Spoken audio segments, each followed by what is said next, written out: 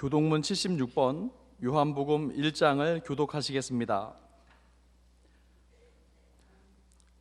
태초에 말씀이 계시니라. 이 말씀이 하나님과 함께 계셨으니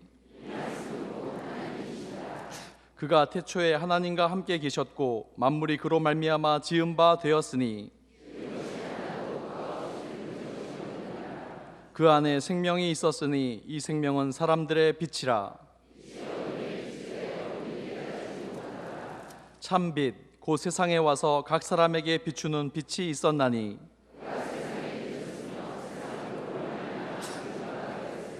세상이 그를 알지 못하였고 자기 땅에 오매 자기 백성이 영접하지 아니하였으나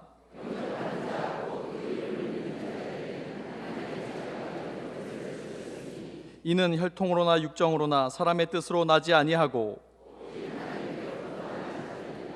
말씀이 육신이 되어 우리 가운데 거하심에 우리가 그의 영광을 보니 아멘.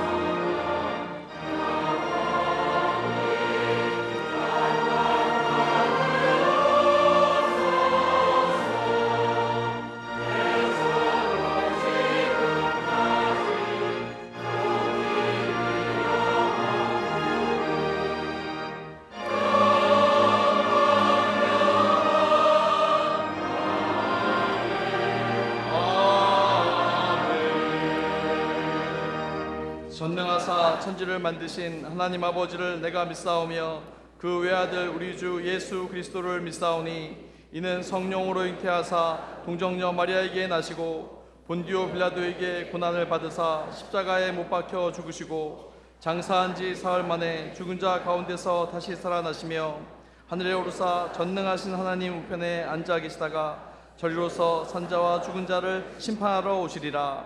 성령을 믿사오며 거룩한 공회와 성도가 서로 교통하는 것과 죄를 사하여 주시는 것과 몸이 다시 사는 것과 영원히 사는 것을 믿사옵나이다. 아멘.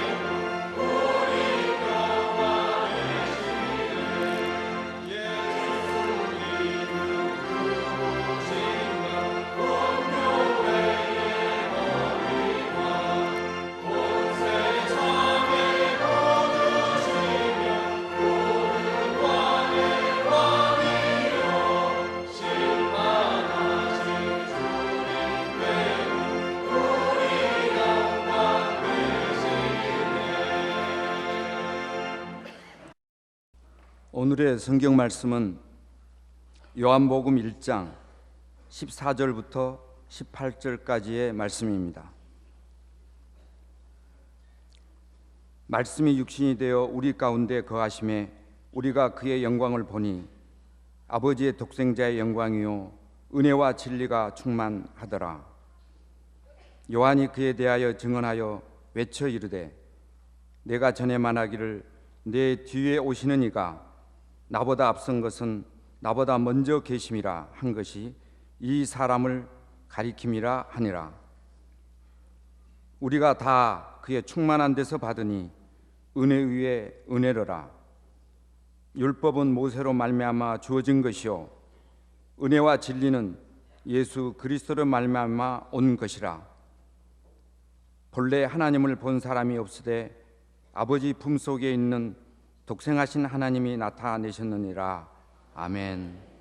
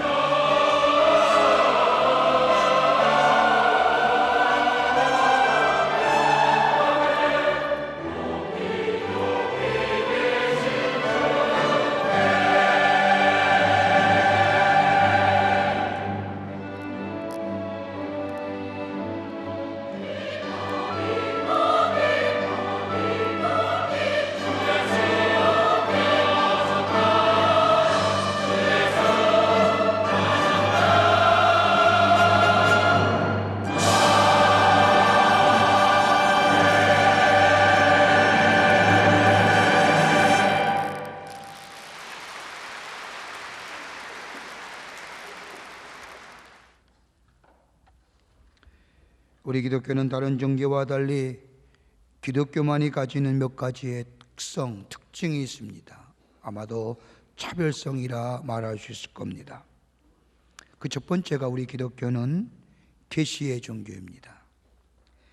일반적으로 종교란 사람이 하나님께로 나아가는 행위를 말합니다. 인간 스스로 하나님을 발견하려 하고 아니면 자신이 노력하여 신이 되려고 하는 일련의 행위를 가리켜서 종교라 부릅니다.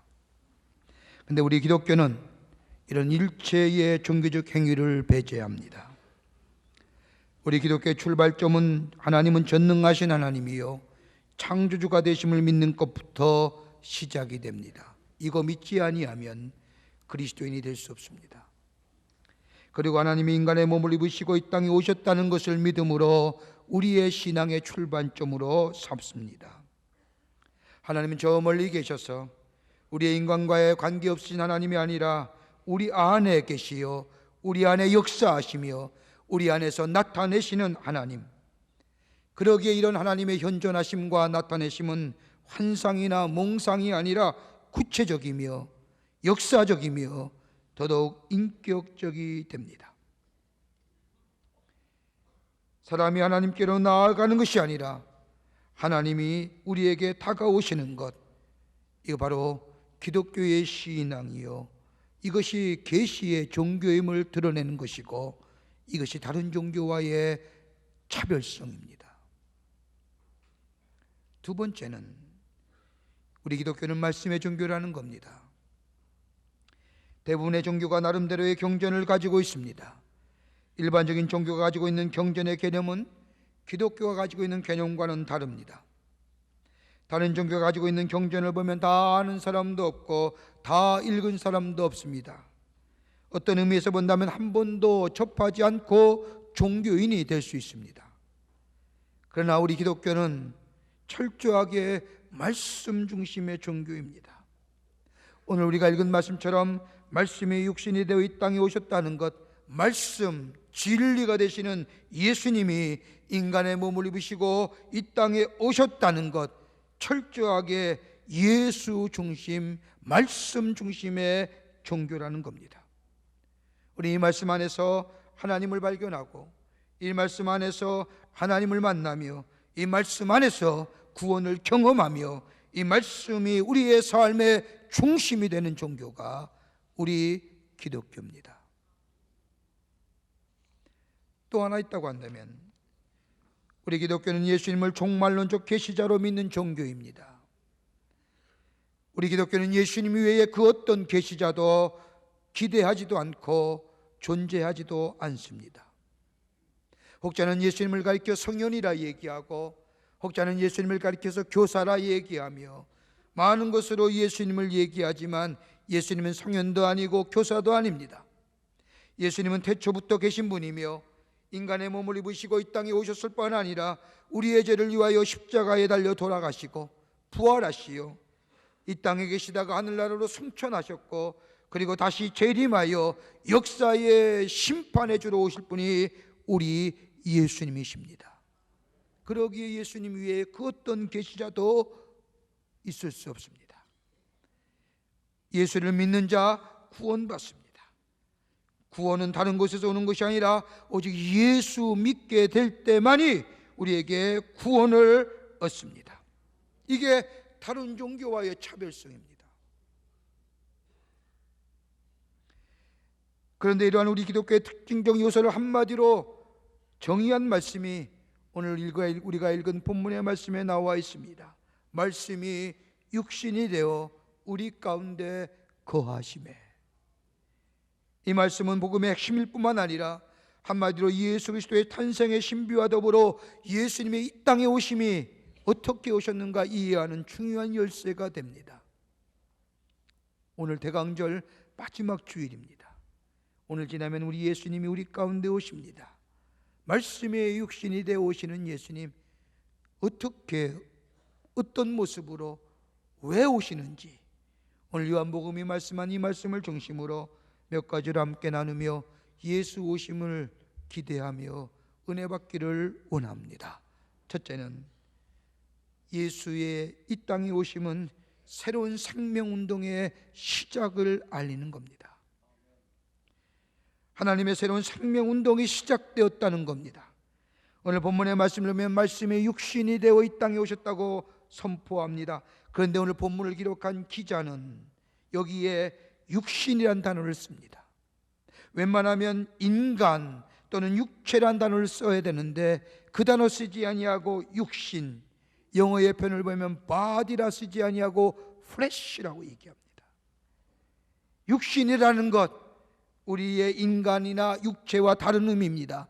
성경에서 말하는 이 육신이라고 하는 것은 전인적인 것을 얘기합니다. 말씀이 육신이 되어 이 땅에 오셨다는 것은 전인적인 모습으로, 전인격적인 모습으로 이 땅에 오셨다는 겁니다. 다른 어떠한 형상이나 그 밖의 모습으로 이 땅에 오신 것이 아니라 우리와 똑같은 모습을 가지시고 예수님이 인간의 차원으로 내려오셨고 인간의 몸을 입으셨다는 것은 우리와 같이 제한받기를 자청하셨다는 겁니다. 여러분 가만히 보세요. 우리의 삶 상처받습니다. 상처 없는 사람 없습니다. 자신에게 상처받고 이웃에게 상처받으며 많은 상처받고 살아갑니다. 어떤 때는 고난도 받습니다. 자신의 실수로 고난받을 때가 있고 아니면 아무런 이유 없이 고난받을 때가 있습니다. 선한 일 하면서도 때로는 공의를 일하면서도 고난받기도 합니다. 배신당하기도 합니다. 능욕당하기도 합니다. 믿었던 사람에게 배신과 능욕을 당합니다. 기뻐서 웃기도 합니다. 슬퍼서 웃기도 합니다. 인간의 몸을 입으시고 이 땅에 오셨다고 하는 것, 전인적인 모습이라는 건 다른 게 아니라 우리 예수님이 저 높은 곳에서 너희들의 슬픔이나 아픔을 안다고 말씀하시는 것이 아니라 우리와 똑같은 몸을 입으시고 이 땅에 오셔서 우리의 고난과 우리의 능력과 우리의 배신과 우리의 아픔과 우리의 슬픔을 다 아시고 다 몸소 체험하시고 우리의 함께 거하시기 위해서 우리 예수님이 이 땅에 오셨다는 겁니다. 이렇게 오심은 다른 것이 아니라 하나님의 사랑이 예수님을 통하여 나타나신 바 될 뿐만 아니라 요한복음 10장 10절의 말씀을 보면 내가 이 땅에 온 것은 양들이 생명을 얻고 더어서 풍성하게 하려는 것이라고 말씀하신 것처럼 우리 안에 우리의 영적 생명을 풍성케 하시기 위해서 우리 예수님이 인간의 몸을 입으시고 이 땅에 오셨다는 겁니다. 저는 얼마 전에 자동차를 타고 가면서 재미있는 멘트 한마디 들었습니다. 그 멘트는 아내가 남편에게 바라는 것과 남편이 아내에게 바라는 것이라는 겁니다. 들어보세요. 아내는 남편에 대하여 남편의 용기는 기억하되 남편의 실수는 기억하지 말지어다. 그리고 남편은 아내에 대하여 아내의 생일은 기억하되 아내의 나이는 기억하지 말지어다. 고개 갸우뚱해 보니까 안 되지요. 가정생활을 화목케 하는 원리잖아요. 그런데 자꾸 문제는 뭐냐? 자꾸 생각나는데 문제예요. 기억하지 않으려고 해도 왜 이렇게 남편의 실수가 새록새록 밤이면 밤마다 생각은 나는지, 생각 안 하려고 해도 젊었을 때에 결혼했던 그 아름다운 나이와 미모의 모습을 생각하려고 해도 현실이 가로막으니. 여러분 가만히 보면 이것 때문에 불화 일어나고 이것 때문에 갈등하잖아요. 이런 것들로 인하여 우리의 내적 생명이 죽어가는 거예요. 기억해야 될 것은 기억하지 못하고 기억하지 말아야 할 것들은 자꾸 생각나는데 여러분 왜 그럴까요? 다름이 아니라 이것을 우리에게 말하는 것은 인간의 유한성과 한계성과 제한성입니다. 여러분 가만히 보세요. 아는 것 많잖아요. 아는 지식은 나의 생명을 새롭게 해야 되는데 그렇지 못함이 더 많아요. 많은 연구와 많은 이론과 많은 학자들의 견해, 이거 내 삶을 풍요롭게 하고 내 영적인 생명을 새롭게 해야 되는데 그렇지 못해요. 그러면 가만히 보면 그 문제는 어디로 돌아오느냐? 많은 이론과 학자들의 견해와 이야기가 아니라 궁극적인 것은 내 마음의 문제예요. 미국의 주얼 테일러라고 하는 교수는 현대인이 가장 겪는 가장 빈번한 정서는 그 어떤 것보다 두려움이래요. 이 두려움 때문에 원치 않는 일하고, 이 두려움 때문에 해야 할 일을 하지 못하고, 이 두려움 때문에 우리의 영적 생명이 점점점 죽어간다는 거예요. 그러면서 말하기를 이 두려움은 어디서 나오느냐? 알지 못함이라는 거예요. 많이 아는 것 같지만 아는 것 없고, 검증되지 않은 지식에 가지고 마치 지식이 있는 양 생각하며 그 지식 검증되지 못하기에, 활용하지 못하기에 사건이 부딪힐 때마다 손들고 넘어진다는 거예요. 정보는 많이 가지고 있으나 그 정보가 동력화되지 못하고, 동력화되지 못하니 생산화되지 못하고, 생산화되지 못하니 우리에게 생명력을 주지 못하는 거예요. 내 의지와 내 지식이 나를 새롭게 하지 못한다는 거예요. 이거 극복할 수 있는 게 뭐냐? 주얼 테일러는 이렇게 얘기해요. 용기가 있어야 된다는 거예요. 근데 그 용기는 무슨 용기냐? 그 사람은 다분히 용기라고 했지만, 여러분, 우리 안에 무지에서 벗어나고 우리가 새로운 영적 생명을 소생케 하기 위해서는 신앙적 용기예요. 우리의 삶에 사사건건 문제가 있고 어려움이 있고 환난이 있고 난관이 있다 할지라도 임마누엘 주님이 나와 함께 하심을 믿는 신앙적 용기가 있을 때에 그 두려움 넘어설 수 있다는 거예요. 그냥 용기가 아니에요. 또 하나는 겸손함이 있어야 된다는 거예요. 여러분, 겸손함과 진실함은 하나예요. 진실할 때에 겸손할 수가 있어요. 여러분, 우리가 어떻게 겸손할 수 있을까요? 어떻게 진실할 수 있어요? 다른 것이 아니라 임마누엘 주님이 내 안에 있게 될 때에, 빌립보서 2장 5절에 있는 말씀처럼 너희 안에 이 마음을 품으라 곧 예수 그리스도의 마음이니 그는 하나님과 본체시나 하나님과 동등됨을 취할 것으로 여기지 아니하시고 인간의 몸을 입으시고 이 땅에 오셨느니라. 낮아짐 예수 그리스도의 마음이 우리 안에 있을 때에 겸손함과 더불어 진실함이 있게 될 때에 무지를 넘어서서, 두려움을 넘어서서 우리 안에 새로운 내적 생명을 창조해 갈 수 있다는 거예요. 또 하나, 자신의 가치를 소중히 여기는 거예요. 여러분, 내가 얼마나 소중한 존재인 줄, 내가 얼마나 가치 있는 존재인 줄 여러분 아십니까? 여러분, 돈 많았다고요? 지위가 많다고요? 명예가 높다고요? 많이 소유하고 가졌다고요? 그것이 나의 소중함을 얘기하는 게 아닙니다. 여러분, 우리의 가장 내가 소중한 존재임을 증명하는 딱 한 가지 사실, 다른 게 아니라 하나님의 아들 예수님이 이 땅에 오셔서 죄의 싹은 사망인데 내가 죽어야 할 죄의 싹을 우리 예수님이 대신하여 십자가에 달려 돌아가심으로 내 생명을 살리셨다는 사실. 누가요? 하나님의 아들 되는 예수 그리스도께서요. 그만큼 가치 있는 존재예요. 힘없다고요? 나이가 드셨다고요? 상관없어요. 우리 예수님이 내 죄를 위하여 십자가에 달려 돌아가셨어요. 그 사실을 믿고 그 사실을 깨닫고 그 사실을 받아들일 때에 내 삶의 가치는 소중해지고, 더 나아가 내 무지, 나를 감싸고 있는 두려움과 나를 감싸고 있는 어리석음들을 다 넘어서서 내 안에 새로운 내적 생명을 창조해 나가는 하나님의 백성 되게 되는 거예요. 예수가 우리 안에 계실 때, 그러기에 우리 예수님이 말씀이 육신이 되어 우리 가운데 거하셨다는 거예요. 임마누엘 주님이 우리와 함께 할 때에 두려움을 이깁니다. 임마누엘 주님이 우리와 함께 계심으로 인하여 우리는 겸손할 수 있습니다. 임마누엘 주님이 우리와 함께 계셔 우리 안에 주인 될 때에 나는 세상에서 가장 가치 있는 소중한 존재일 뿐만 아니라 이로 인하여 우리 안에 이 계시는 예수님을 통하여 내적 생명의 풍성과 더불어 우리의 새로운 영적 생명의 풍요로움을 경험하는 이것 주시기 위해서 우리 예수님이 이 땅에 오시는 줄 믿습니다. 둘째로, 육신을 입고 이 땅에 오신 예수님은 하나님의 은혜에 나타나심입니다.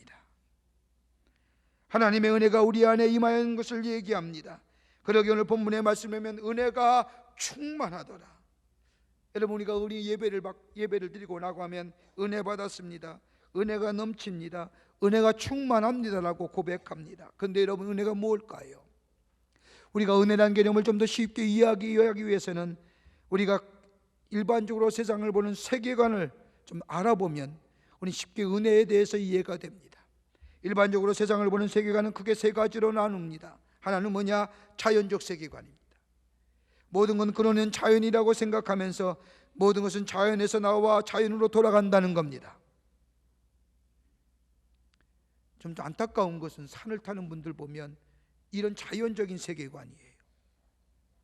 다 자연에서 나와 자연으로 돌아간다는 거예요. 여기엔 창조주 하나님이 아니 계세요. 여기는 목적도 없고 의미도 없어요. 다만 우주의 원리만 지배한다는 거예요. 그런데 여러분, 아이러니한 것은 뭐냐? 우주의 원리를 따른다고 하면서도 우주의 원리를 만드신 사람을 부정해요.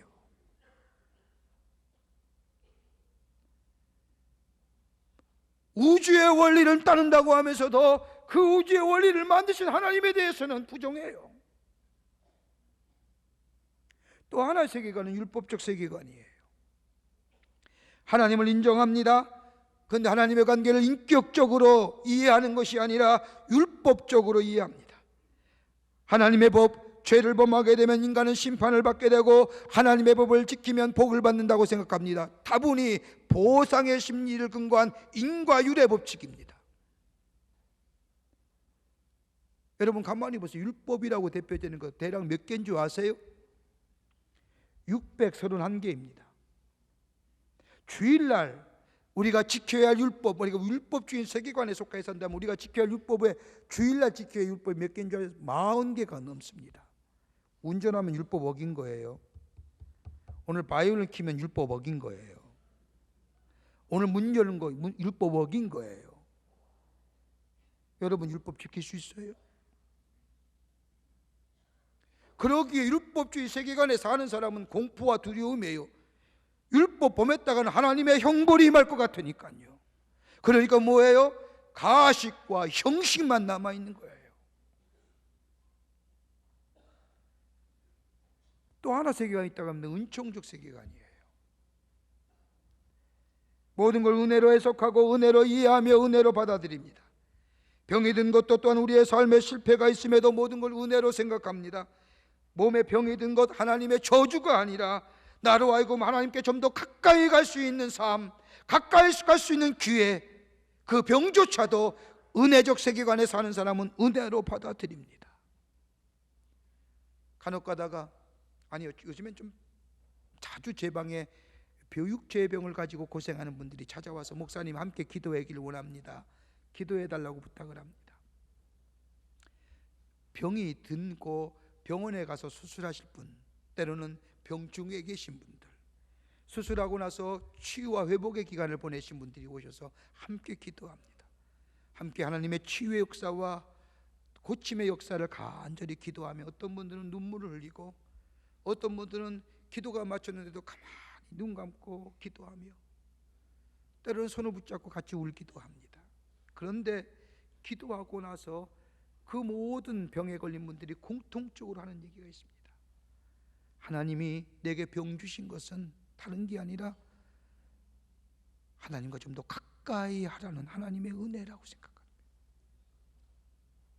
건강할 때는 하나님 멀리하고 살았는데, 예수 믿어도 건성으로 믿었는데 내가 육체의 병을 들고 받다 보니 더욱더 하나님께 가까이 나가고 하나님 앞에 매달리고 하나님만 구하는 삶, 하나님 이것 주시기 위해서, 나를 새롭게 영적으로 하시기 위해서 하나님이 주신 또 하나의 기회라고 하는 사실. 저는 그 말씀을 들을 때마다 은혜가 돼요. 은혜로 해석하잖아요. 은혜로 받아들이잖아요. 사업의 실패도 마찬가지입니다. 왜 실패해요? 우리를 겸손하기 위한 하나님의 계획이라는 겁니다. 오늘 본문의 말씀을 보세요. 오늘 본문의 말씀에 예수님이 육신의 몸을 입으시고 이 땅에 오신 건 우리에게 생명을 주시기 위해서 인간의 몸을 입고 오셨는데 아무 대가나 바람이 없는 거예요. 그저 은혜예요.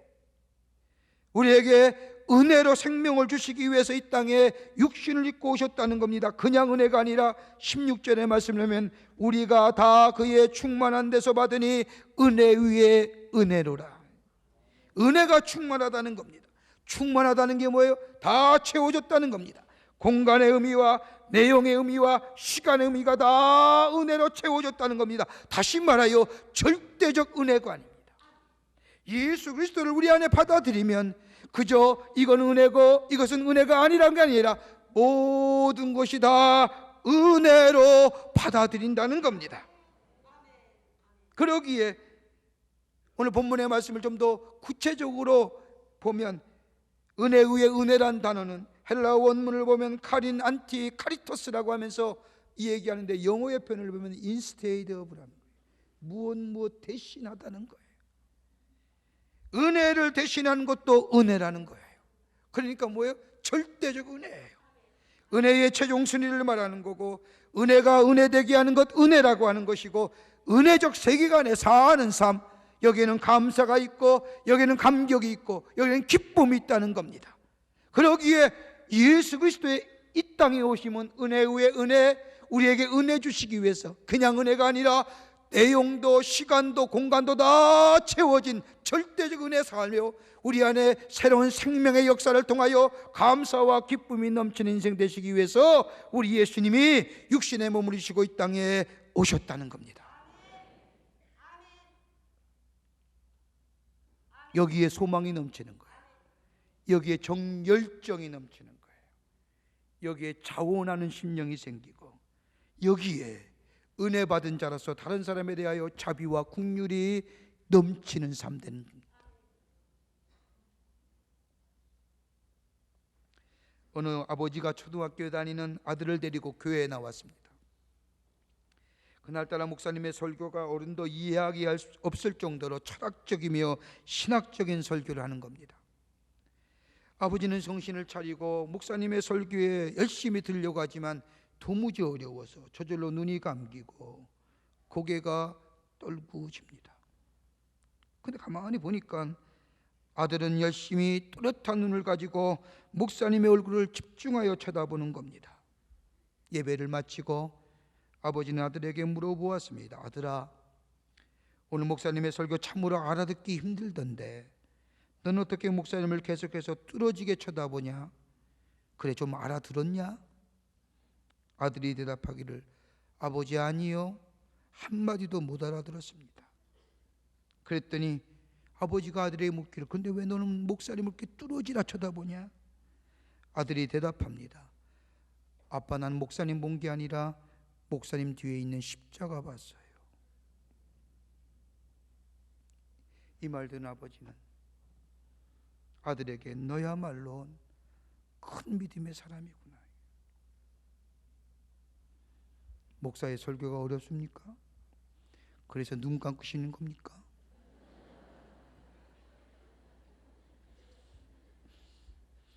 목사의 설교가 신학적으로 합니까? 그래서 고개 떨구시는 겁니까? 이거 보세요.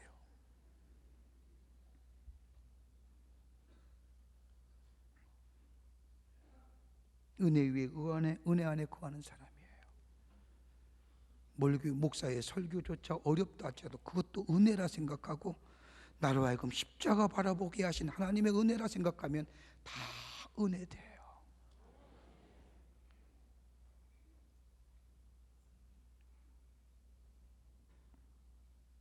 여기에 새로운 생명의 역사와 더불어 여기에 우리 안에 감사와 기쁨이 넘쳐나는, 그래서 열정이 있고 소망이 넘치며 자원하며 긍휼과 자비의 삶으로 하나님 백성답게 살아가기 위한 하나님의 계획, 그게 바로 예수님이 이 땅에 오셔 육신을 입으시고 우리 가운데 거하신 놀라운 은총인 줄 믿습니다.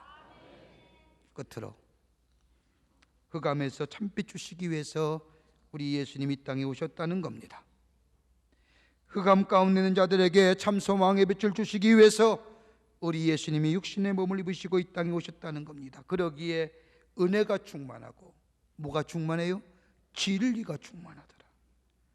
말씀의 육신이 되어 이 땅에 오신 우리 예수님이 진리가 충만하시오 진리가 되시기 위해서 우리 가운데 오셨다는 겁니다.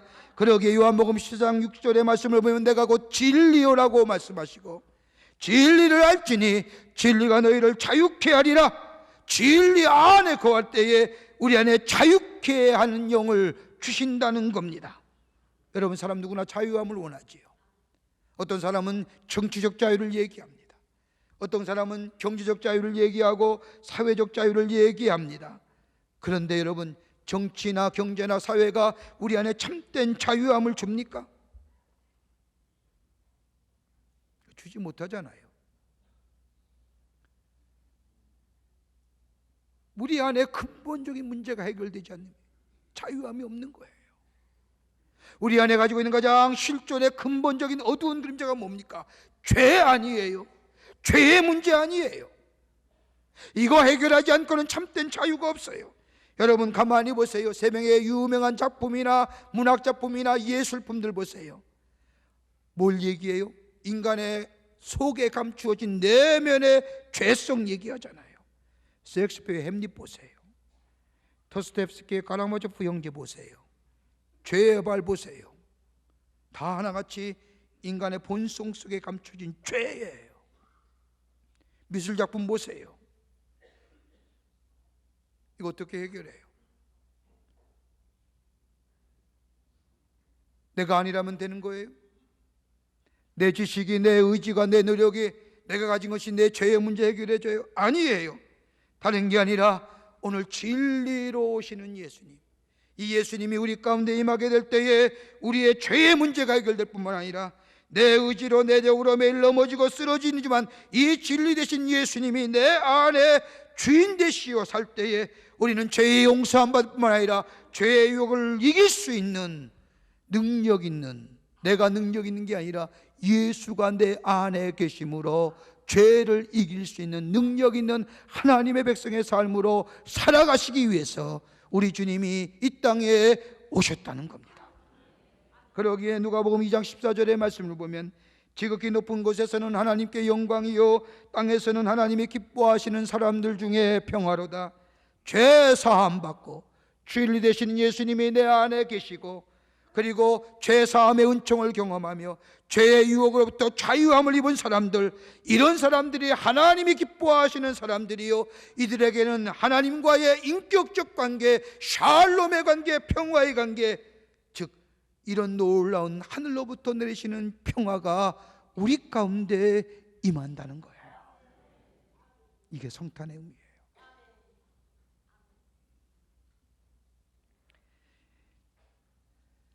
아주 오래전 1928년에 뉴욕의 브루클린의 플리머스라고 하는 교회에서 있었던 일입니다. 어떤 할머니가 성탄절 예배가 끝날 즈음에 손을 들고 목사님에게 부탁을 합니다. 목사님, 죄송하지만 처음이자 마지막으로 부탁합니다. 강단에 올라가 간증을 하게 해 주십시오라고 말하자 목사님은 한참 고민하다가 마지막 부탁한다기에, 간절한 마음으로 부탁한다기에 목사님이 허락합니다. 할머니는 강단에 올라오더니 조심스럽게 자신의 가슴속에 묻었던 이야기를 성도들에게 고백합니다. 제가 기억하기로는 지금부터 약 68년 전의 일입니다. 지금도 그 날짜를 분명히 저는 기억합니다. 1860년 9월 19일, 그날은 주일 오후였습니다.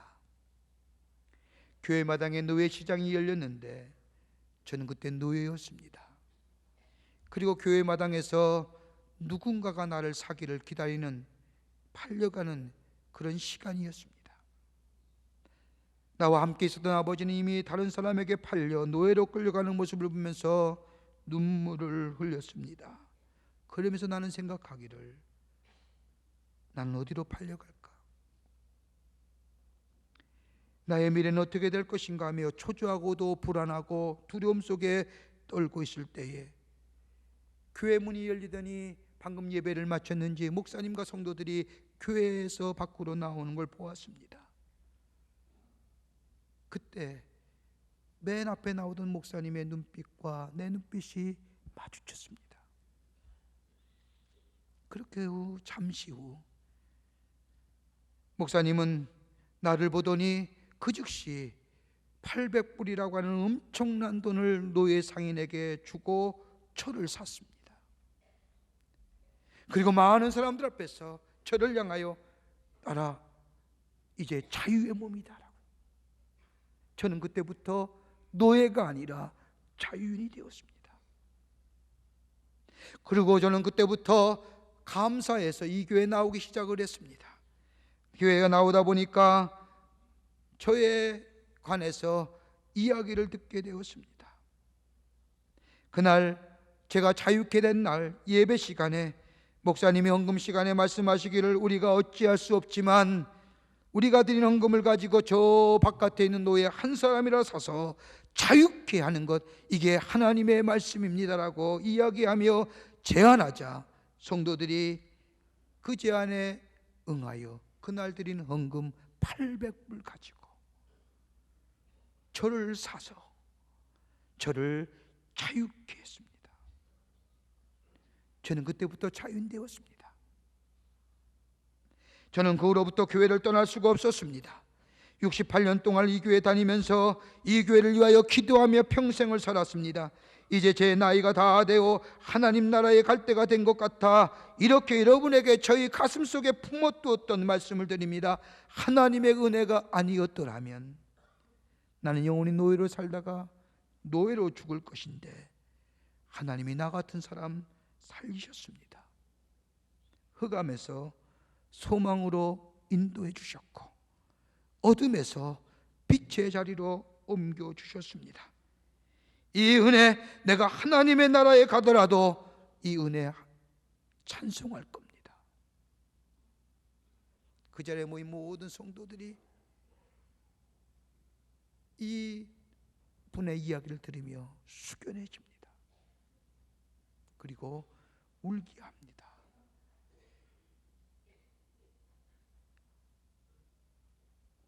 육신의 몸을 입으시고 이 땅에 오시는 예수님, 곧 오셔요. 그 예수님 우리 가운데 모시고 사는 인생, 우리를 새로운 생명의 삶으로 있는 임마누엘의 주님으로 우리 가운데 계셔서 은혜의 은혜를 더하여 주시고 그 안에 감사와 기쁨과 찬송 속에 그 은혜 안에 거하며 하나님 앞에 감사하는 열정과 소망과 다른 사람을 향하여 자비와 긍휼을 베푸는 하나님의 백성으로 살아가게 될 뿐만 아니라 우리의 죄의 문제가 해결되고 죄의 유혹을 넘어서서 하나님의 백성으로 이 세상 가운데 승리하는 하나님의 백성으로 삼으시기 위해서 우리 예수님이 육신의 몸을 입으시고 이 땅에 오신다는 겁니다. 그 예수님 모시고 사는 인생, 우리 안에 새로운 영적 생명의 창조와 더불어 풍요로움이 넘쳐나는 복된 백성 될 줄 믿습니다. 이 주님 모시고 승리하는 여러분과 저와 되시기를 주의 이름으로 축원합니다. 사랑의 주님 감사합니다. 영원히 죄로 말미암아 죽을 수밖에 없는 저희들을 구원하여 주시고 하나님의 백성 삼으심에 감사합니다. 육신의 몸을 입으시고 이 땅에 오시는 예수님, 우리 마음의 주인 모시고 임마누엘 주님과 함께 우리 안에 영적 생명의 창조와 풍요로움과 감사와 기쁨이 넘쳐난 삶뿐만 아니라 온전한 자유인으로 죄의 유혹을 넘어서고 죄의 문제가 해결되어 참된 평강 속에 살아가는 저희들 되게 도와 주시옵소서. 그 예수님 모시고 승리하는 저희들 되게 하여 주시옵기를 원하오면서 예수님의 이름으로 기도하옵나이다. 아멘.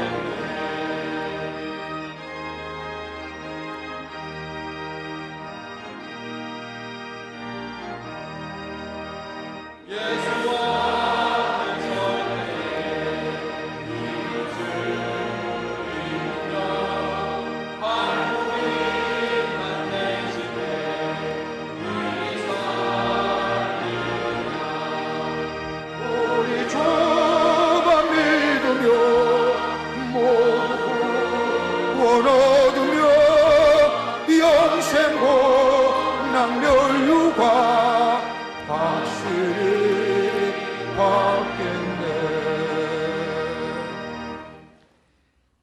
지금은 우리 주 예수 그리스도의 크신 은혜와 당신의 아들 예수님을 이 땅에 보내주셔서 우리에게 구원과 영생을 허락해 주신 하나님 아버지의 한량없으신 사랑하심과 우리 안에 내재하시어 하나님의 사랑을 확증시켜 주신 성령님의 놀라운 능력의 역사가 예수님을 기다리는 이 대강절기에 하나님 전에 올라와 예배하며 우리 가운데 오신 예수님을 고대하며 그 예수님 모시고 새로운 영적 생명의 풍요로움과 감사와 감격과 온전한 자유함을 누려 주 앞에 영광을 돌리고 이 기쁜 소식을 전하기로 새롭게 다짐하고 저 세상을 향하여 나아가는 우리 모든 사랑하는 광림의 권속들과 영상을 통하여 예배드리는 한국교회 성도들과 그 밖에 흩어져 있는 당신의 거룩한 백성들 위해 주께서 지금으로부터 영원토록 함께 하시기를 간절히 축원하옵나이다. 아멘.